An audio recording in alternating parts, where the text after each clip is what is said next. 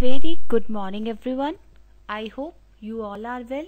So today we will start the new chapter of social science, that is chapter number 7 of geography.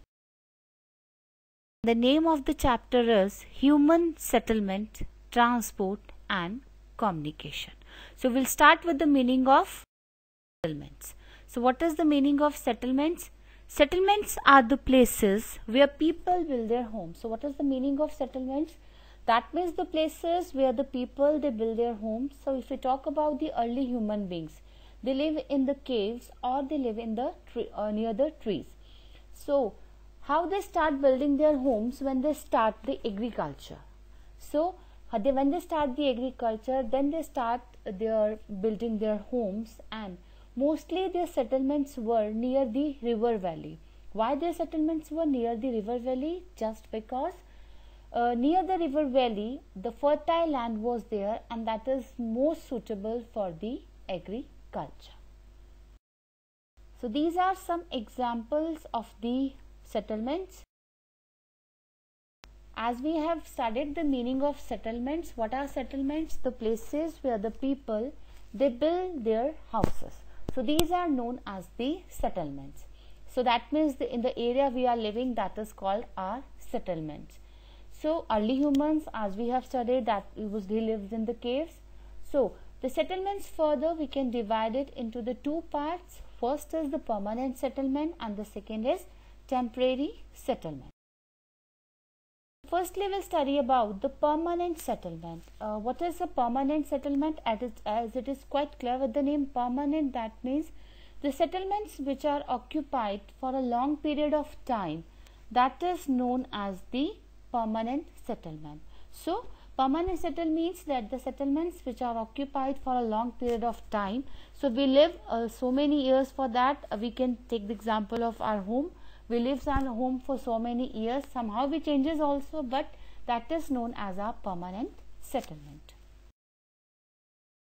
As the temporary settlements, a temporary, that means it is not permanent. We live a few times there, sometimes there, like the settlements which are occupied for a short period of time. So we live there but for a very short period of time. So that is known as our temporary settlements.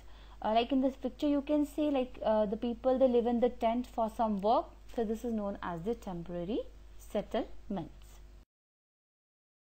Now it comes the rural settlements. As it is quite clear with the name rural settlements, that means the villages, they are known as the rural settlements, that is in the rural area. And the people, those who are living in the rural settlement, the people those who are living in the villages, they are busy either in the agriculture or in the crafts work or in the fishing and in the trading also.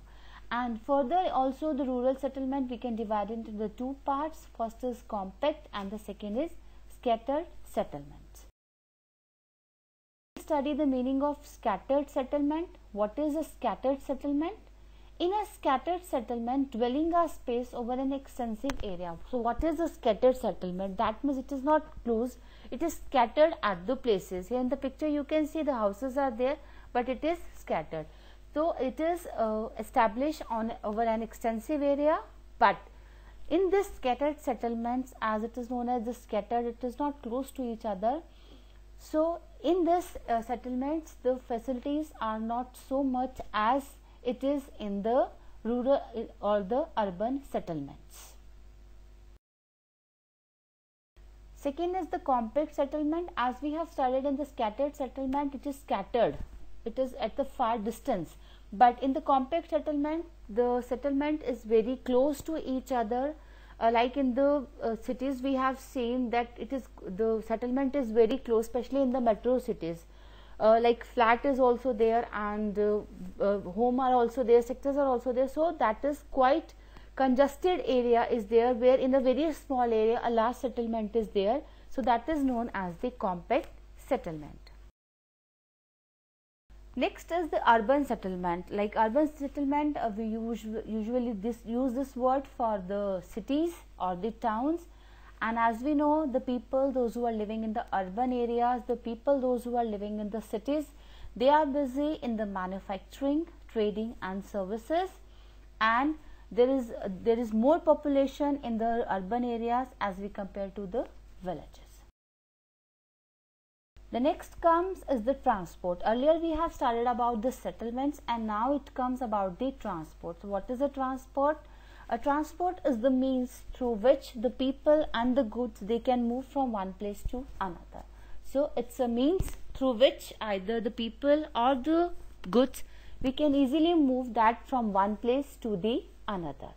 And we have studied earlier also that there are 4 means of the transport: airways, railways, roadways and the waterways, and so we'll study about them also. First is airways. As we know, airways is the fastest means of the transport, but it is also known as the expensive means of transport. See, everybody can't afford that, and one of the drawback of airways is that it cannot carry the heavy goods. It cannot carry the heavy goods, and this is the fastest means, but everybody can't afford it.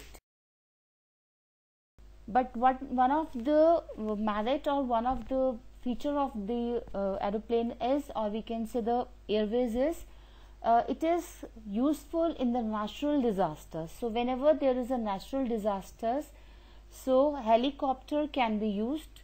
It's a part of the airways. So helicopter can be used, and where we can rescue the people from that affected area, and even we can distribute the foods, water, clothes and medicines to that area.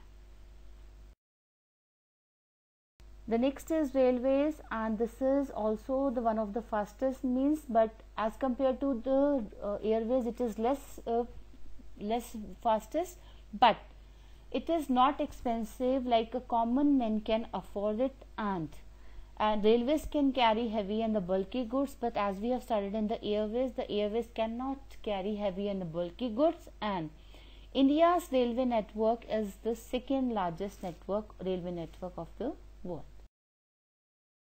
The next is roadways, and it is also most useful because mostly people will use the roads for traveling. And these are also, and in the roadways there are roads are there. So 2 types of roads is there. One is unmetal road, like we can call it as a kacha roads, and the metal road, which is made up for the fine tar and the bricks. So this is known as the pakka roads.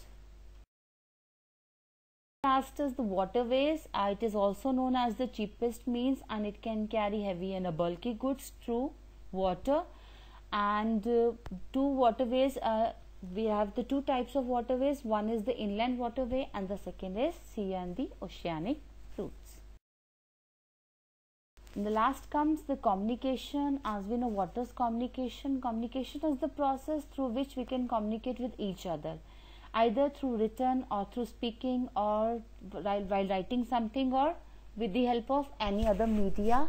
We communicate with each other, like in the present online classes we are communicating with each other. So this is our means of communication, and the communication is of 2 types: mass communication and the personal.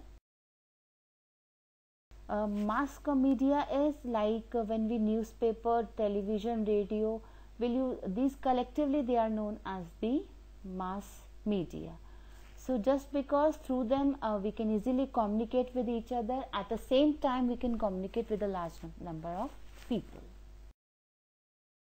And what is personal communication? Like personal communication means when one person communicates with the other person, that is known as the personal communication. Like we'll send the messages, or we'll talk to them, so that is known as our personal communication. So thank you. I hope the chapter was clear to you.